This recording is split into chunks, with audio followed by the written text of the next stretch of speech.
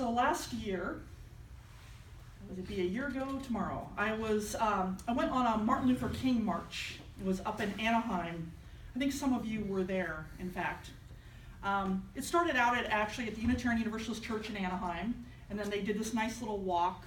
It wasn't organized by the church, but they started there, and they did this nice little walk around some busy streets, and kind of then came back to go have a nice rally in front of City Hall. And this was just when Black Lives Matter was starting to become more known and out there. And I remember we chanted and we held signs and we marched, and there was this great sense of camaraderie, and we're in this, and some people would honk their horns as we went by, and we got some waves and definitely some looks of like, what? But it was a wonderful thing until we got to this busy intersection. It was the point where we were going to turn around. And I remember the leaders, I don't know who it wasn't all the leaders, but there were a couple of leaders there, and they decided that they wanted to have a die-in the middle of this intersection. Now you all know what a die-in, right, is. You go and you lay down in the street like you're dead, basically. And it's a way of protesting and talking, sort of showing visually this is what African Americans are afraid of. And so they wanted to do this in front of this busy intersection, but we hadn't planned on it. Nobody had told us that we were going to do this. And I remember I was kind of near the sidewalk as we were kind of marching. I'm kind of a little confused as to what's going on. And these cars were starting to honk, and you could see people getting angry, like, why are we doing this? Why are we stopping this? And I was I honestly didn't know quite what to do, but it didn't work out very successfully because people didn't know what to do. So we just kind of went on to the march and continued to the rally. And I found out later that actually about a quarter to a third of the people left the rally because of that. They were upset about something that happened last minute. They weren't told about it, and they felt that it was really rude, a rude thing to do.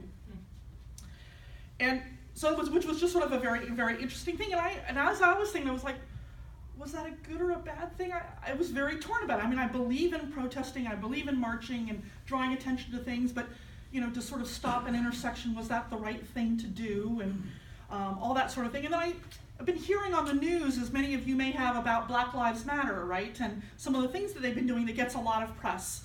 Like, for example, that they interrupted the Bernie Sanders rally, right, in Seattle. You guys remember that? That in particular, two women stepped forward and wanted to speak, and they got basically booed for about 20 minutes, and Bernie couldn't speak, and so he had to leave and go off to a different rally. And then I remember also, just this last December, in Mall of America, right? You guys remember that? So here, let me actually show you if you remember some of these things. So there's our Black Lives Matter with Bernie. And then here's Mall of America, right? You guys remember that in Mall of America, they decided in early December, while all the Christmas shoppers were there, that they would hold this huge rally in the middle of the Mall of America, the biggest mall, I think it's up in Minneapolis. Yeah, and I remember one of the things that actually I just did a little bit of an aside here, this really amazed me, was that this is actually, at the Mall of America, this is how the protesters were met. Wow. And I couldn't help but remember this picture, too, in Selma, Alabama. And I couldn't help but think, have we not learned at all that peaceful protesters means peaceful protesters? They talk about outside agitators and people coming in inciting violence. It seems to me that this incites more violence than peaceful protesters. But yeah, it just really struck me when I saw that thing. But as I was thinking about Black Lives Matter, and I was like, why are they doing these things in, disrupting Bernie Sanders, who's got to be like one of their biggest allies, right? Why would they go to the mall and just, your average person going Christmas shopping? Why disrupt these nice law-abiding people who are just going about their days? And I felt really torn about this. How do I feel about this? Because, I'm a big believer in Martin Luther King. He's one of my heroes. And I believe in the nonviolent movement. And, Martin Luther King, he taught that protesting and demonstrations is a last resort. That actually the first thing you do is you try talking to people and persuading them first. Try to get them to change. And then if that doesn't work, then you move to protesting or boycotting or other forms of resistance. So I couldn't help but ask, well, did they try talking first? They tried persuading? Why go after this general public? These were all really good questions for me to ask. Because the answer really kind of shook me up a little bit. You know, when Martin Luther King, when he was battling racism, he was working for civil rights against racism. And racism, it was this very blatant thing, right? Segregation, Jim Crow laws, lynchings going on. There was a reign of terror and humiliation for millions of our brothers and sisters for hundreds of years. That's what he was fighting. So now we've got those laws have been changed. And a lot has changed. A lot of good things have happened. There's technically no more segregation. Those old Jim Crow laws are gone. And yet, racism still exists. But it's really less about lynching and segregation, and it's more about this unconscious narrative that tells me, and it's unconscious, I would never admit this consciously ever, but it's an unconscious narrative that tells me I'm better than black people. It's a systematic rejection of people of color that causes us to react in ways that says, I should be afraid of people of color. I should kill them before they get to me. This is seen in the way that black men in particular are treated by the police. This is why the whole police thing has been targeted so much. For example, Tamir Rice, right? God, this kid, he's a young father. He goes to Target to pick up stuff for some s'mores for his kids. And he sees a BB gun that's unopened, unpackaged, and he picks it up. Someone sees this and calls 911. The witness says, oh, he was pointing at people, but the security thing shows that wasn't true at all. The police came in before even talking to him. They shot him dead. See a black man with a gun? Oh my goodness. Michael Brown, I can't breathe. He died in police custody, choked to death. It's seen in the systemic incarceration of people of color. You know, there's a new Bureau of Justice statistic that says that 1 in 3 black male babies right now will end up in jail. 1 in 3. Think of all the children that you know. Not just black, but your grandchildren. Maybe it's just your children. Those that you teach, those in your neighborhood. What if you were told that 1/3 of them will be incarcerated in their lifetime? Would you stand for that? Wouldn't it make you angry and frustrated?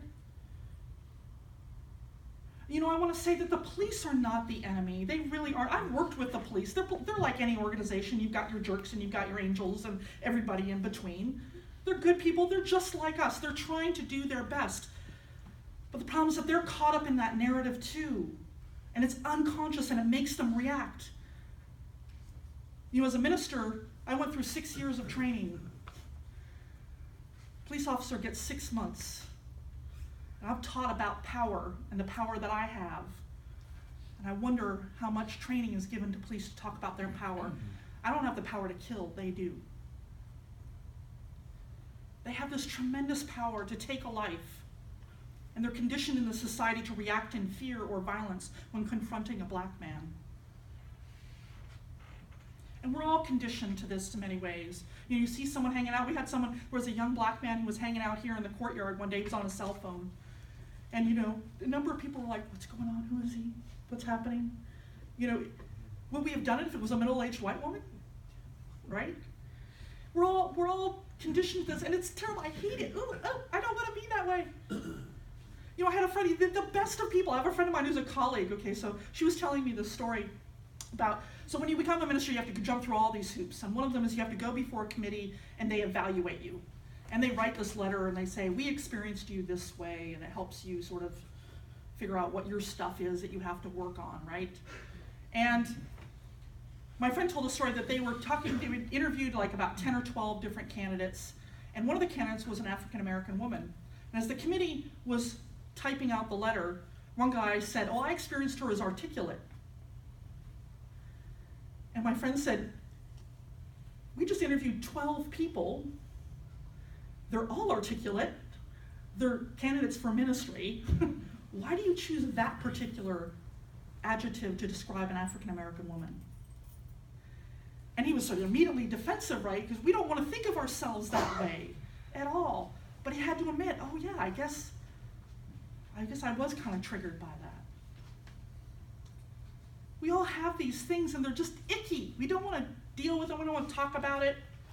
But I think that's why maybe Black Lives Matter is such an important movement, because there's this narrative in this country that says that Black lives don't matter. You know, Black Lives Matter as an organization, I didn't really actually know that much about it. I did some research for this sermon. You know, it was organized after Trayvon Martin was killed by George Zimmerman. And then, of course, Zimmerman was not convicted of the murder. And they decided they wanted to reinvigorate the Black liberation movement, but they're doing it in a wholly different way. So here's their description of Black Lives Matter from their website. It says, Black Lives Matter is a unique contribution that goes beyond extrajudicial killings of Black people by police and vigilantes. It goes beyond the narrow nationalism that can be prevalent in some Black communities, which merely call on Black people to love Black, live Black, buy Black, keep straight, cis Black men in the front of the movement, while our sisters, queer and trans and disabled folk, take up roles in the background or not at all. Black Lives Matter affirms the lives of Black, queer, and trans folks, disabled folks, Black undocumented folks, folks with records, women, and all Black lives along the gender spectrum. It centers those that have been marginalized within the Black liberation movements. It is a tactic to rebuild the Black liberation movement. I didn't know that. So they're not saying that Black lives are more important than other lives, or that other lives are not criminalized and oppressed in various ways. They're saying that it feels like no one cares about Black lives. That when we do care, when we do speak up about Black lives, then we will all be free.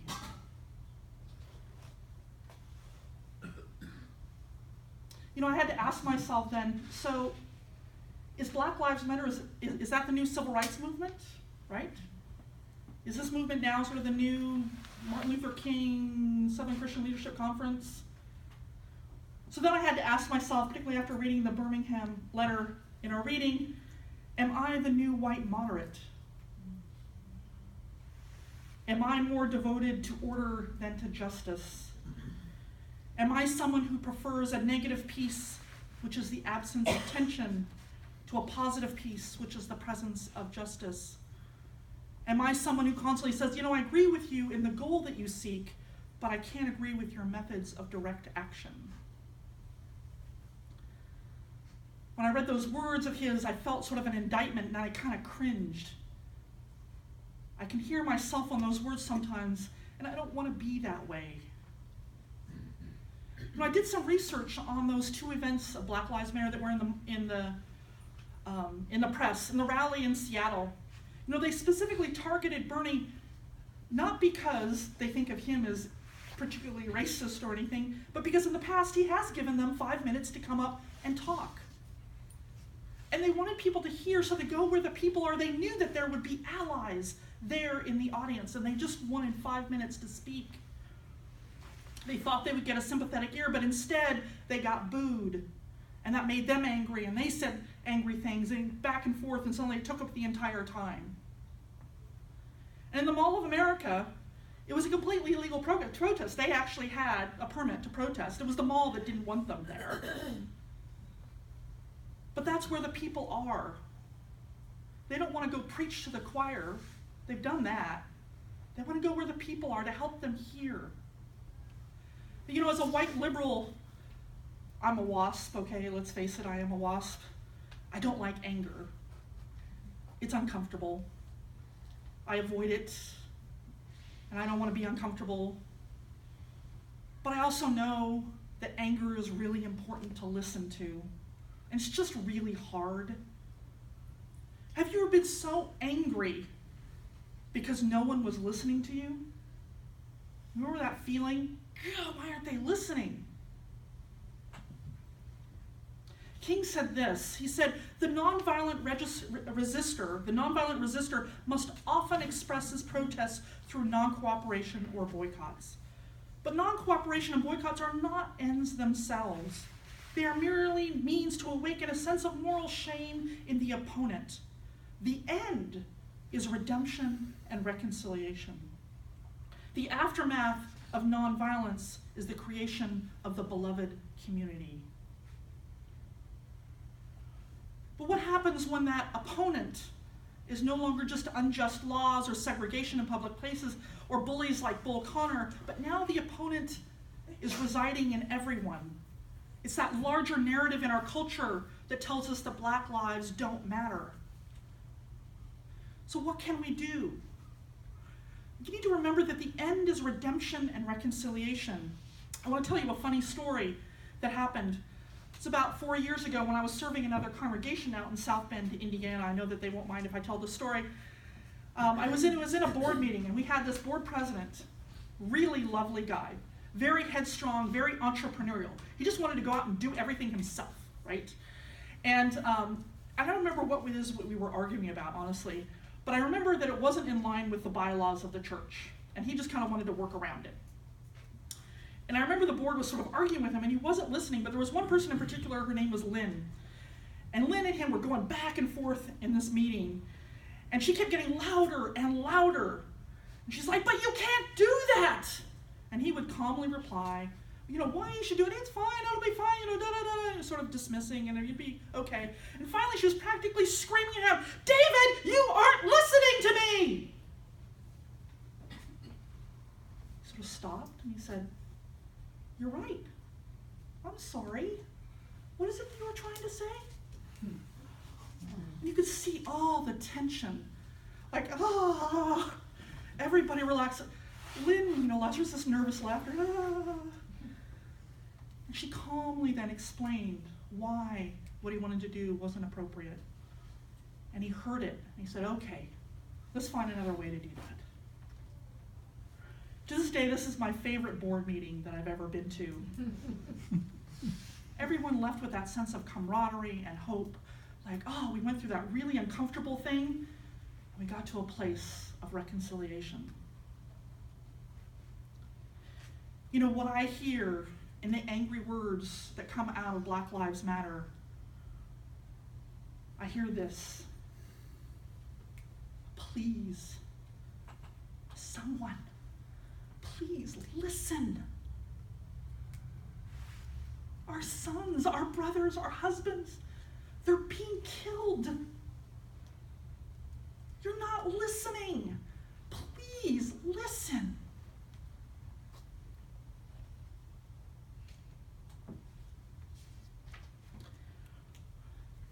We need to stop. We need to say, "You're right. I'm not listening. Tell me what it is you're trying to say."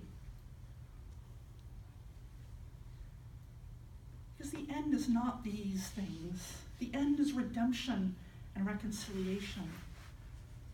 To get to that end, we have to listen. We have to get uncomfortable. We have to face the fact that in this country for hundreds of years we've waged a war of terror on millions of our brothers and sisters. How do we do that? How do we listen? How do we hear the pain, not just gloss over it in victory celebrations on Martin Luther King Day as if it's all over? We need to remember. We need to see through the eyes of those who are living it. And it can be done. It has been done. Right? Remember South Africa and apartheid? They went through truth and reconciliation movement. And they're moving on. They're building a new way together. In Germany, if you go to Germany, everywhere, there are plaques everywhere about the Holocaust. They have museums up that say, "Think deeply about who we are and what we did." They ask people to remember. And we need to do that too. Somehow I think we feel like that we're done when the laws were passed, but we aren't close yet. If we're going to build that beloved community, that place where everyone is truly free, free of oppression, free to love, free to be who they are, that's what we're going to have to do, is listen, to hear these angry voices, to recognize that their reality is different from our reality, to say, "I see you, I hear you, I'm with you, I stand with you." And I'll change, and I'll help bring about change. The end is reconciliation, the end is redemption, the end is the creation of the beloved community. When the anger still makes me uncomfortable, I think about those children in the Children's Crusade and how uncomfortable they were willing to be arrested, beaten, and bitten. When the anger makes me uncomfortable, I think about the mothers, the wives, the sisters, the friends of those killed by our broken justice system and how they will feel the discomfort of broken lives and homes. I think about Martin Luther King and all that he went through, including being killed, and I realize that my discomfort, maybe it just doesn't really compare to all of that. And so long as young black men are being killed, I'm okay with being inconvenienced in my Christmas shopping. As women of color are marginalized, I'm okay with giving up my space to speak. And until all of that changes, there's going to be injustice. And we allies, we need to listen and we need to act. We need to change that narrative and stand in solidarity. We celebrate Martin Luther King Day and the civil rights movements like it's all over. As a matter of fact, if you look at timelines for the civil rights movement, they almost always begin when Rosa Parks sat, right, on December 1st, 1955, and they end with King's death in 1968. This is really what it looks like. As if suddenly that just stopped racism. But the work is just beginning. To build that beloved community, we'll have to hear uncomfortable things, do uncomfortable things, and then we will get to a place of reconciliation and transformation. I have to tell you, as a minister, I hate talking about racism. It's an ugly word, and it makes me uncomfortable. It makes me face it in myself, and inevitably, I can guarantee I've upset somebody probably in this room. Sorry about that. Because no one wants to think of themselves as a racist. Such an ugly word. But I remember this really funny story in seminary. A friend of mine, she was a white woman, was arguing with another friend of ours, a black man. And I can't remember what they were arguing about. It wasn't about racism. I can't remember what it was. But he was getting so frustrated that in the conversation he yells at her, "You're a racist." She sort of started for a second, and then she said, "You're right, and I'm working on that." Now back to our argument. And I loved her non-defensive stance with that. It's like, okay, gotta work on it. Yep, we're there. We get defensive at that word. It exists in all of us because we're part of that cultural narrative. But I did think I don't like that word. I decided that if we're going to change the narrative, we need some new words. I'm not really great at this, but I did come up with a new word. I'm a breakouter. I decided we're going to break out of this narrative. We're going to break out of these chains that bind us and bind our black brothers and sisters. We are breakouters. That's far more empowering. So whether you want to be called a breakouter or not, we are going to build a new way that will bring about healing, reconciliation, redemption in this wonderful country of ours. And it's going to be difficult work. We're going to have to recognize our parts in it. We're going to have to listen to difficult words, but nothing ever worth doing has been easy. Justice has never prevailed when it was convenient. And this is our high calling. We must build a new way in the world. Blessed be Shalom, Salam, and Amen. Please stand as you're comfortable. We'll build